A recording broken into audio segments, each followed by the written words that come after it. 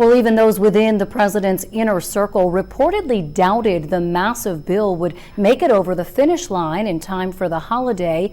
But the vote handed the administration its second major policy win of the term, and perhaps more to come. For more, let's turn to our Washington, D.C. correspondent Ben Hulac, who's been in the thick of it and joins us now. Hey, Ben, good to talk to you.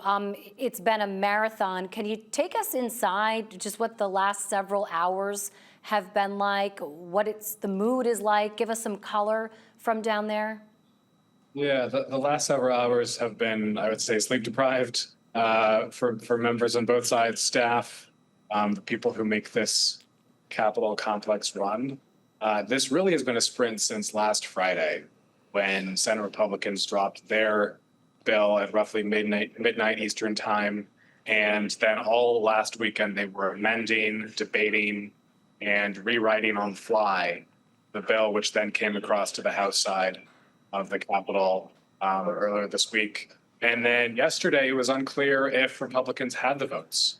They held open a vote on the House floor for hours and hours, and sort of the right wing of the party was really summoned to the White House and cornered, pushed into voting for this. This was the wing of the party that had said the debt attached to this legislation was too steep.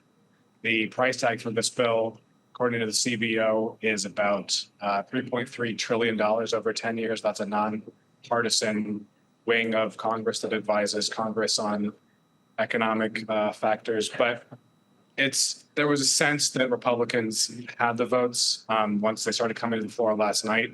But we've been in limbo, really, sort of legislative purgatory. What was it exactly then that turned the tide? Why did those holdouts reverse course? Was it those meetings with the president? Did they feel like they had no other option? At a certain point, you really, in this Republican Party, very few people cross the president. And we have heard stories, witnessed stories here on the Hill of Republicans back in the cloakroom on the House side or on the Senate side getting angry phone calls from Trump saying, you have to back this legislation. And of course, Trump was posting online repeatedly last night saying, beat the Democrats, this is a win, this should be a no-brainer, essentially. I'm paraphrasing, but he's a man very few Republicans cross. And I imagine that they were not too thrilled with some of the filibustering that Democrats did today. Can you walk us through this really pretty epic, record-breaking speech by Hakeem Jeffries? Right. Hakeem Jeffries is he's the Democratic leader in the House, man from Brooklyn, and sort of a bookend, at least for me, covering Cory Booker's filibuster earlier this year in the Senate. Similar vibe, similar intention to cast a light in the eyes of Democrats of what Republicans are doing here in Washington. The deep cuts to SNAP, cuts to Medicaid, tax breaks that will, on the whole, benefit the wealthy and corporations.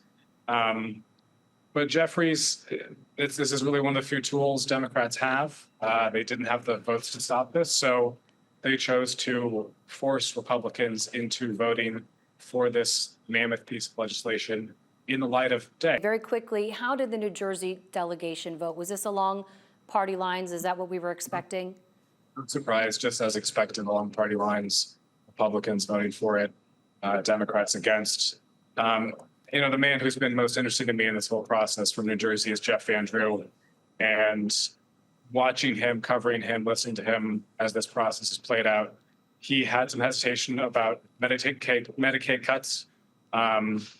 He voted for the House version. The Medicaid cuts got steeper, more aggressive in the Senate version.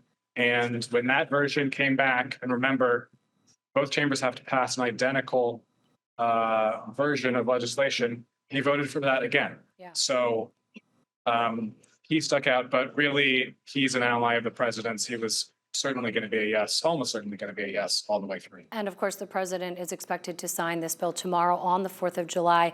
You can follow all of Ben's reporting on this on our website, njspotlightnews.org. Ben, thanks so much. Of course.